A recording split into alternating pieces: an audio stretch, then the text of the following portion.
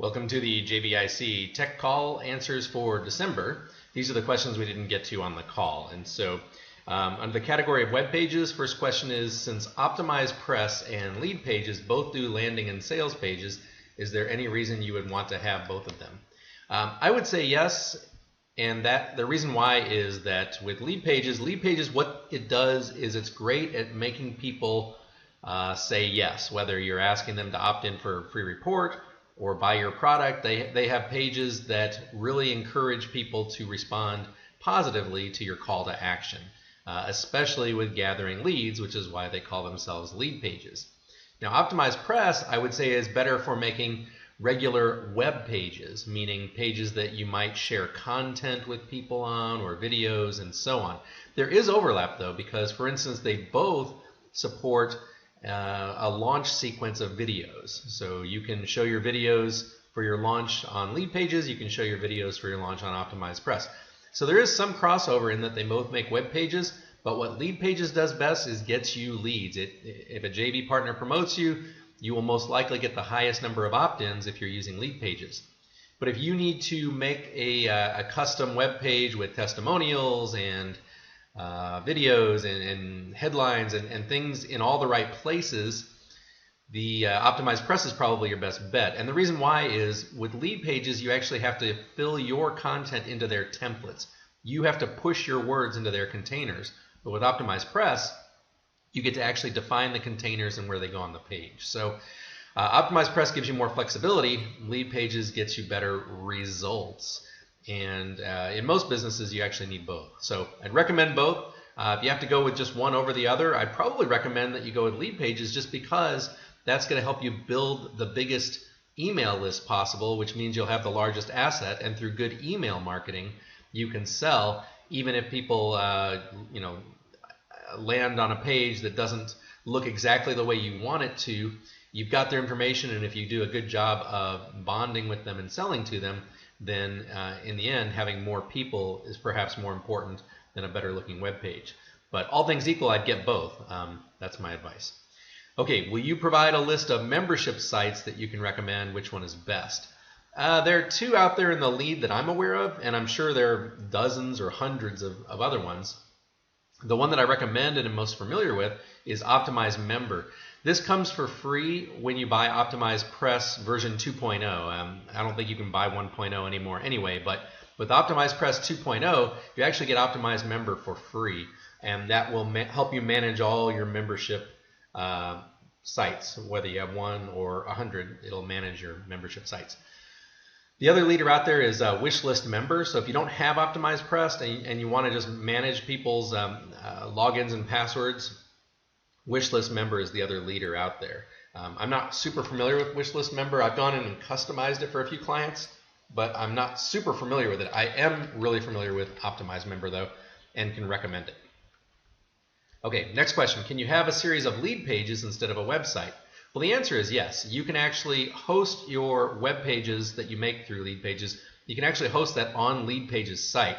The downside is that all your domain names are going to have leadpages.net in them. So whatever your username is, the URL will be your username.leadpages.net/ whatever the page name is. So that's what your URLs will look like, which is probably less than professional, less than you'd want. Now, if you have a WordPress site, LeadPages has a plugin that'll actually connect your LeadPages account to your WordPress site, and you can make pages in LeadPages and have them show up on your WordPress site, and then it looks more like yourdomain.com / whatever page name you decide. Much more professional. So yes, you can have LeadPages instead of a website, but all things equal, it would be great to have both so that you can have your own domain in there.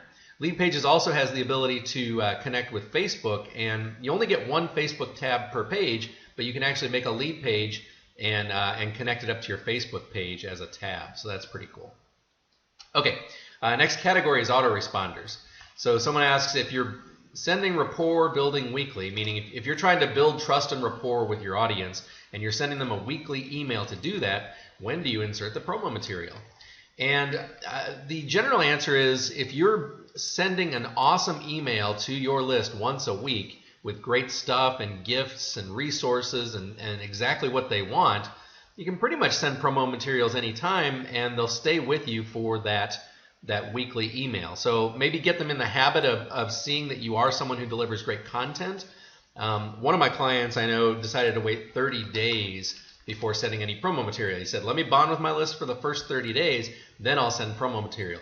I think that's a great idea. We never tested it. We don't know if it worked, but I suspect it did, because if you bond with someone for 30 days and then you start recommending things, they might be more inclined to stay on your list and trust you and trust what you have to say, instead of thinking you're just in it to promote stuff. So I guess all things equal, I would say, bond with your list for perhaps the first 30 days before promoting, but don't be shy about promoting. I mean, if you've got something to promote and you can do it with good integrity, it's something that's really going to serve your list, then tell them about it. But in the meantime, yeah, send them great promo material and send them great rapport building material.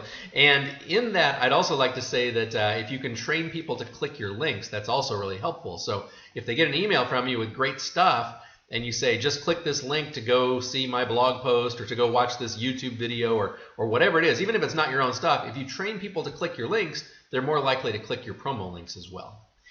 Okay, next category is shopping carts. First person asks, any recommendations when transferring from one shopping cart to Infusionsoft? Yeah, actually my recommendation is if you're going to change services, and this is whether we're talking about shopping carts or anything, the new service probably has a really slick way for helping you come over and join their new service from the old one. In other words, I would contact Infusionsoft and say, hey, I'm thinking about switching to you guys, but I've got one shopping cart.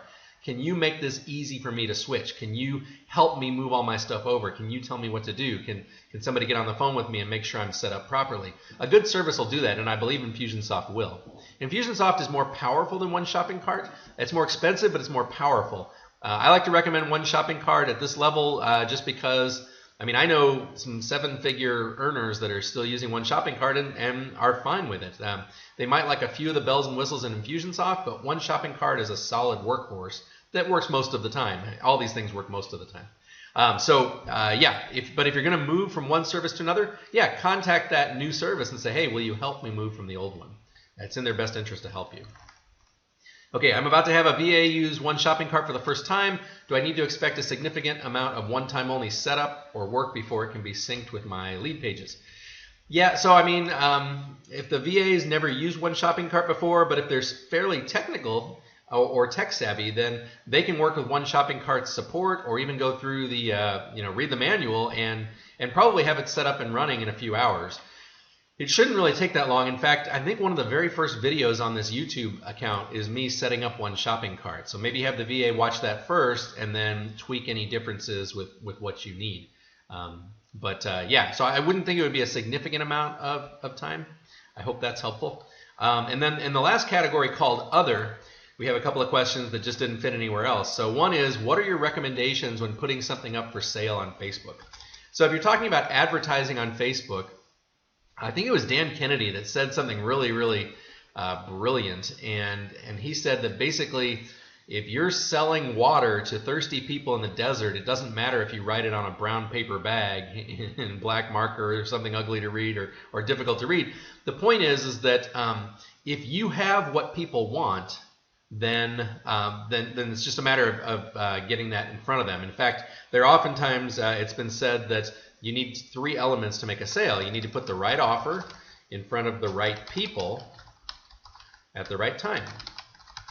And if you can nail these three, and I would suggest that they also need to trust you, but if you can nail these three, the right offer in front of the right people at the right time, you'll win. And so with Facebook, the right people, that's very important, but luckily Facebook's really powerful and you can choose those right people. Maybe they all like a certain topic, or maybe it's your email list that you've uploaded as a custom audience. The point is that with Facebook, you can go in and nail down exactly the demographics and the people you want to reach. So that's great. So as long as you are correct about who the right people are, you can get in front of them with Facebook.